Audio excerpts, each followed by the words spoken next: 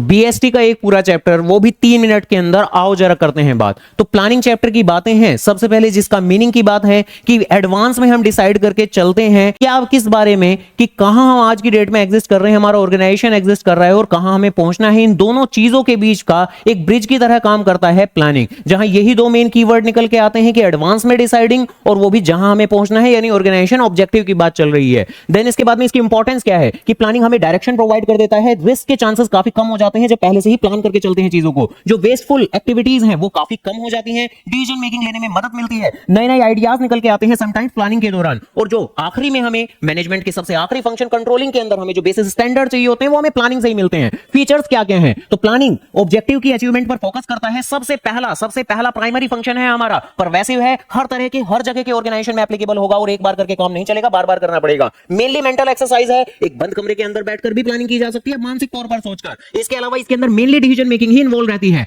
कमियां क्या क्या है, तो प्लानिंग की वजह से कई बार ऑर्गेनाइजेशन रिजिड हो जाता है, जिस तरह से प्लान किया गया उसी तरह से काम करना पड़ता है। डायनामिक ऑर्गेनाइजेशन में इतना ज्यादा काम नहीं करेगा क्योंकि लगातार चीजें बदलती रहती हैं, तो आपका प्लान फेल हो जाता है। क्रिएटिविटी लेवल कम हो जाते हैं एम्प्लॉय लोगों के, क्योंकि वो प्लान के हिसाब से ही रिजिड नेचर में काम करते हैं। पैसा भी तो लगेगा, साथ में वक्त भी तो लगेगा, और आमतौर पर कई बार प्लानिंग करते हैं लेकिन वो भी कोई गारंटी की सक्सेस नहीं है, तो पैसे की वेस्टेज, टाइम की वेस्टेज महसूस होती है हमें। प्लानिंग का प्रोसेस क्या है, सबसे पहले ऑब्जेक्टिव सेट करिए, देन कुछ एक अजम्पशन बनाइए, डेवलपिंग प्रोमाइसेस मींस assumptions लीजिए, देन आप जितने भी particular alternative course of action है आपके काम करने के, उन सभी को आइडेंटिफाई करें, देन उन्हें इवैल्यूएट करें, बेटर को सेलेक्ट करें और फाइनली अपने ऑर्गेनाइजेशन में इंप्लीमेंट कर दीजिए। देन कितने तरह के प्लान होते हैं, तो 2 तरीके के बाबू मेरे, सिंगल यूज प्लान और स्टैंडिंग प्लान। तो सिंगल यूज प्लान मतलब एक बार इस्तेमाल करके फेंक दो, और स्टैंडिंग प्लान मतलब एक बार बनाए और वही आपके लंबे अरसे तक चलता रहेगा बारी बारी से। तो सिंगल यूज प्लान के अंदर आता है आपका प्रोग्राम और बजट, जहां पर बजट है एक न्यूमेरिकल एक्सप्रेस्ड, हमारी एंटिसिपेटेड एक्सपेक्टेड रिजल्ट जो हम अचीव करना चाहते हैं, और प्रोग्राम तो बहुत बड़ी चीज है जिसके बारे में सबसे आखिरी में बात करूंगा।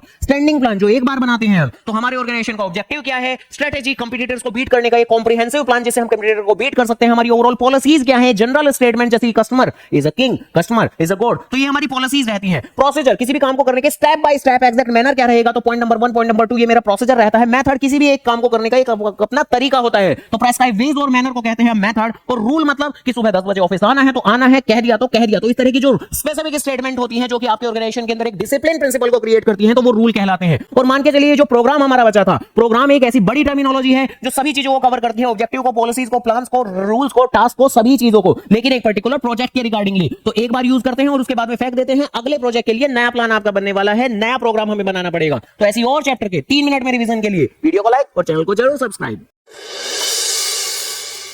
तो करना, करो ना भाई, क्यों नहीं कर रहे?